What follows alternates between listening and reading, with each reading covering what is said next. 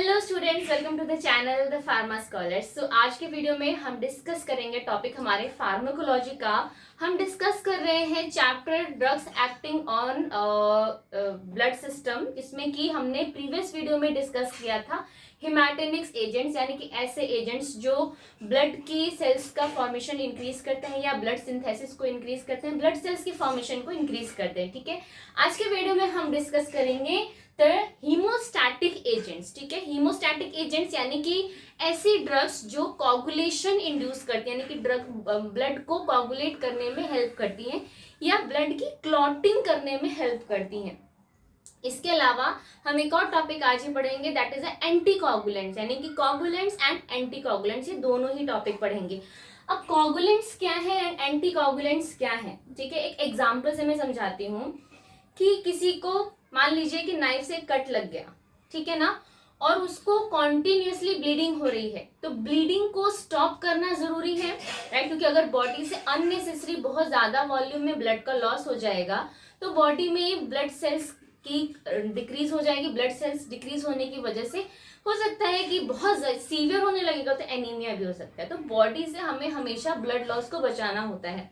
तो अगर उस पर्सन को ब्लीडिंग हो रही है तो हमें जाहिर सी बात है कि हमारी बॉडी उस ब्लीडिंग को स्टॉप करने के लिए ब्लड को क्लॉट जरूर करेगी। ये हमारी बॉडी का एक इनबिल्ट मैकेनिज्म, जिसको हम बोलते हैं ना कि जैसे फोन में कोई इनबिल्ट होता है, वैसे हमारी बॉडी में एक इनबिल्ट मैकेनिज्म है कि अगर बहुत ज्यादा ब्लीडिंग हो रही है तो बॉडी उस ब्लड के लॉस को प्रिवेंट करने के लिए ब्लड को क्लॉट करती है। ठीक है, उसी को हम बोलते हैं कोगुलेशन ऑफ द ब्लड, यानी कि अगर किसी पर्सन को नाइफ से कट गया तो हमारी बॉडी ब्लड को क्लॉट करेगी। ठीक है, लेकिन इफ अगर उस पर्सन की बॉडी में ऐसे एजेंट्स ही ना हो जो ब्लड को क्लॉट करें, then what we can do, हम क्या कर सकते हैं, राइट।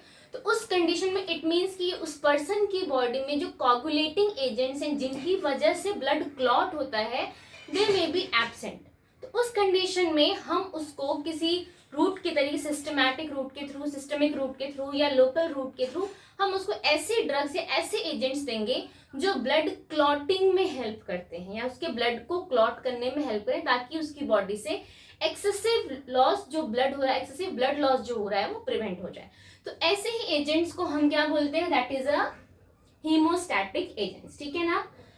अब मैंने बोला कि ठीक है, उसका ब्लड लॉस हो रहा था तो हमने ऐसी ड्रग्स दे दी जिससे इसके थ्रू उसका ब्लड जो है वो क्लॉट हो रहा है।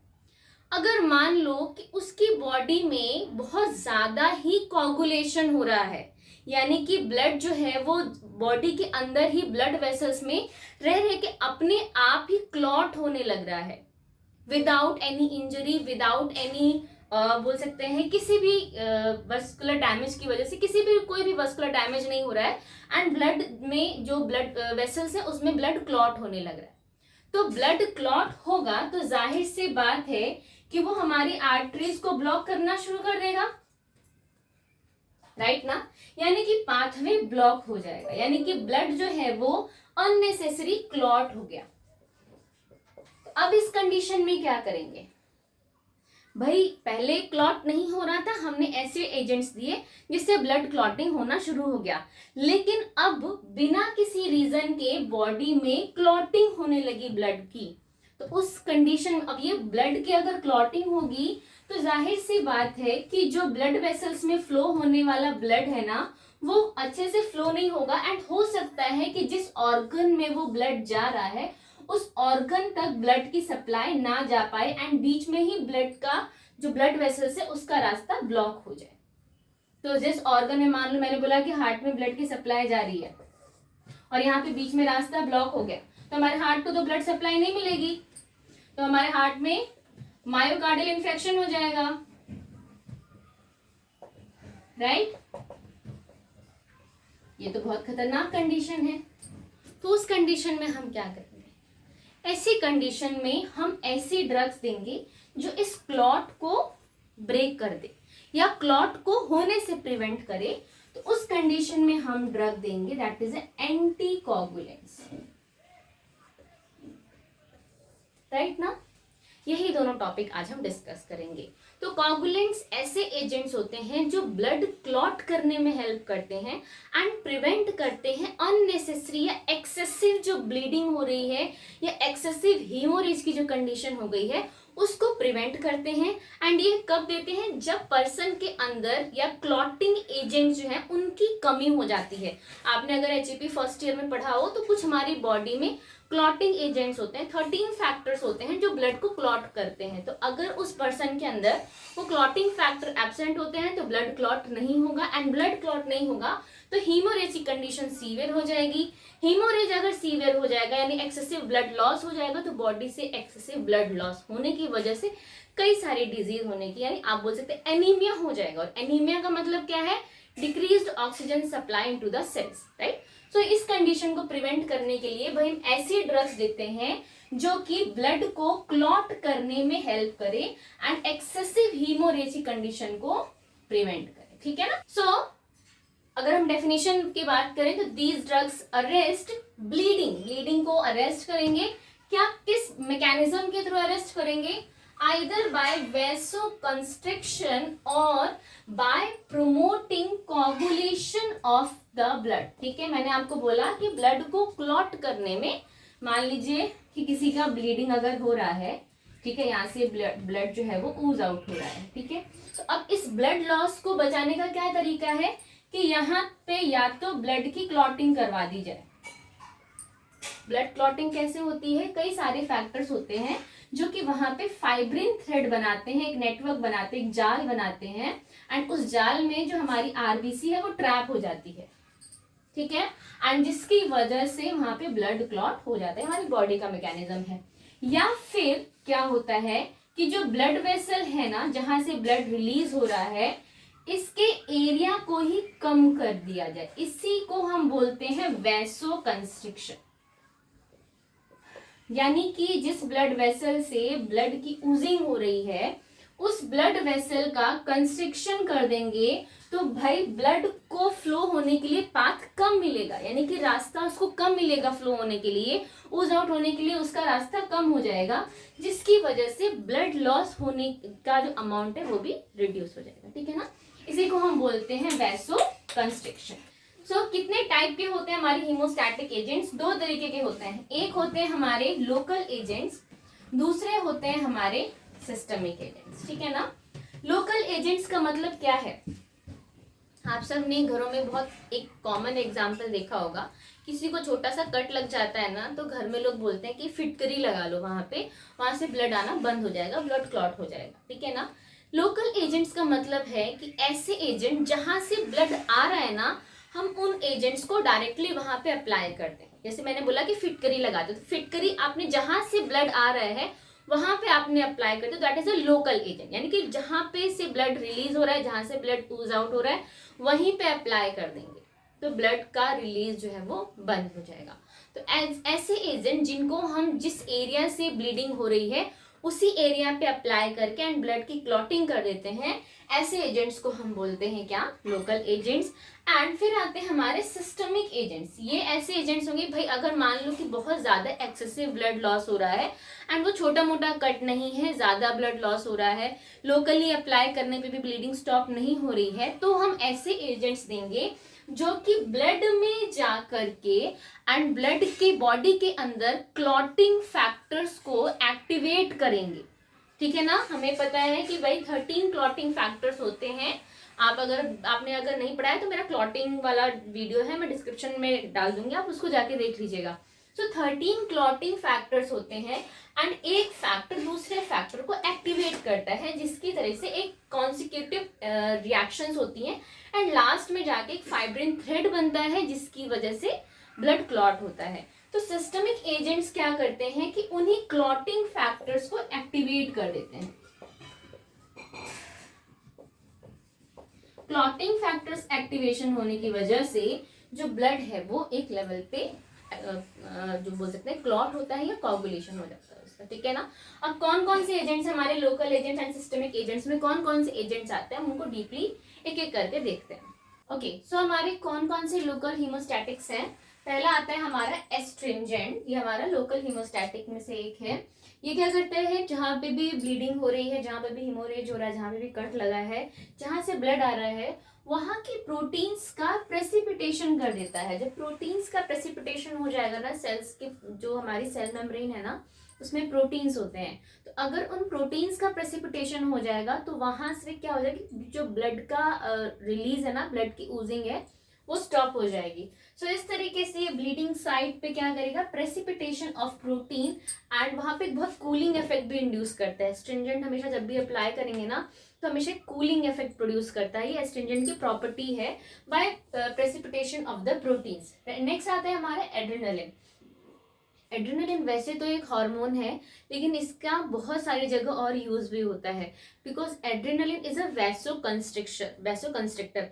अब मैंने आपको बोला है कि ब्लड को स्टॉप करने के लिए या ब्लीडिंग को स्टॉप करने के लिए हमारे पास दो रास्ते होते हैं, या तो ब्लड को क्लॉट कर दो, या फिर जिस ब्लड वेसल से ब्लड आ रहा है ना, उसका कंस्ट्रिक्शन कर दो, उसके पाथ को थोड़ा सा कम कर दो।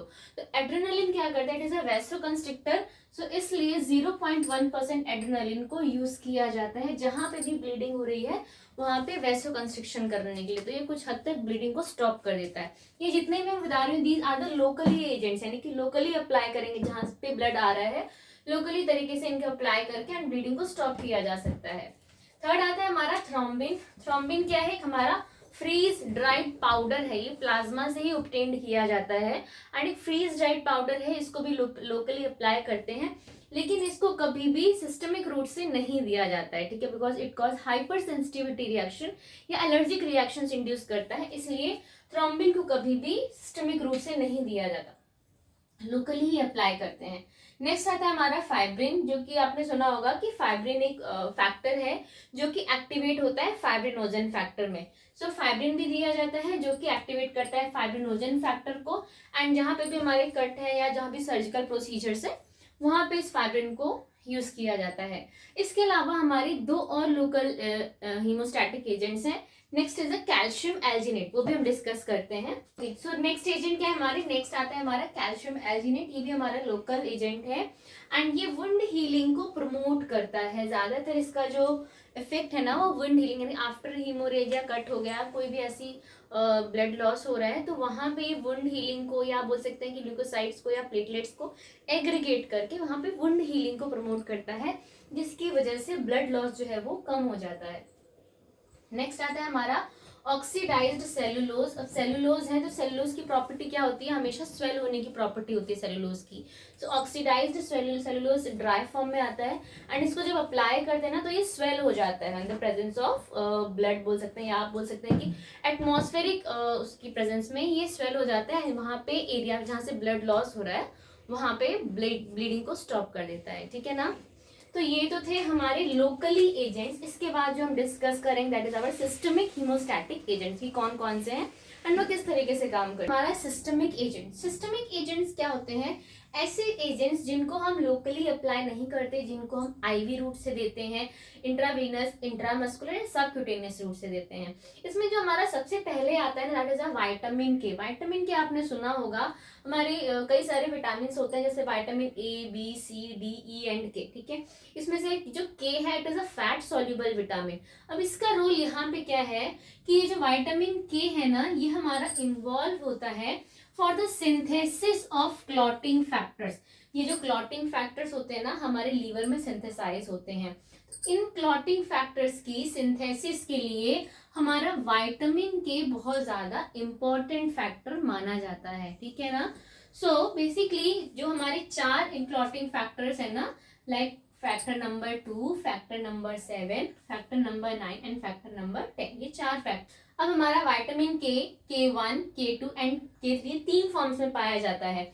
K1 होता है हमारा फाइटोनाइड आयन, ये बेसिकली हमको मिलता है प्लांट ओरिजिनेट या प्लांट फॉर्म से, या जितने भी हमारे प्लांट ओरिजिनेटेड फॉर्म्स है उनसे मिलता है। आप बोलते लीफी वेजिटेबल्स, मैंने बोला कॉलीफ्लावर बोला, टोमेटो बोला, तो इन सब सोर्स से जो हमको विटामिन के मिल रहा है दैट इज अ फाइटोनाइड आयन, ठीक है ना। फिर आता है हमारा next, that is a vitamin K2, जो कि हमारा सिंथेसाइज करते हैं इंटेस्टाइनल बैक्टीरिया, जो कि हमारे इंटेस्टाइन में पाए जाते हैं। एंड यही इंटेस्टाइनल बैक्टीरिया, जिनको हम गुड बैक्टीरिया बोलते हैं, they are responsible for the synthesis of vitamin K2। अगर ये इंटेस्टाइनल बैक्टीरिया की क्वांटिटी या बोल सकते हैं इनका, अगर ये इंटेस्टाइनल बैक्टीरिया कम हो जाते हैं या बोल सकते किसी रीजन से ये बहुत ज्यादा डिक्रीज हो जाते हैं, तो उस कंडीशन में K2 की सिंथेसिस जो है वो रुक जाती है।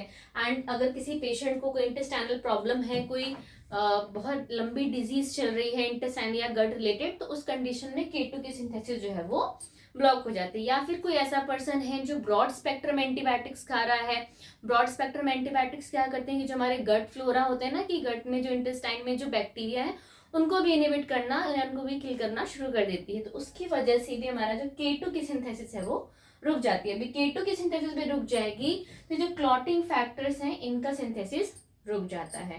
तो उस कंडीशन में ऐसे पेशेंट्स को हमें देना पड़ता है K3। अभी K3 क्या है? This is a synthetic version,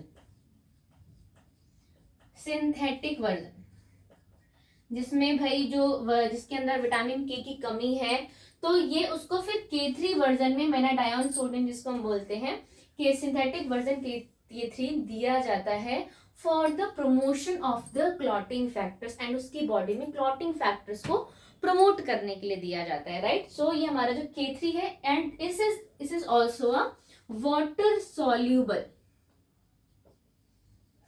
ये हमारा वाटर सॉल्युबल होता है। जबकि जो ओरिजिनल हमारा विटामिन के जो हमको प्लांट से मिलता है या जो हमको इंटेस्टाइनल बैक्टीरिया जो रिलीज करते हैं, that is a fat soluble. लेकिन जो हम सिंथेटिक वर्जन देते हैं, that is a water soluble for the better solution या better solubility, right. So water soluble हमारा मेनाडायोन सोडियम होता है, जो कि सिंथेटिक वर्जन है।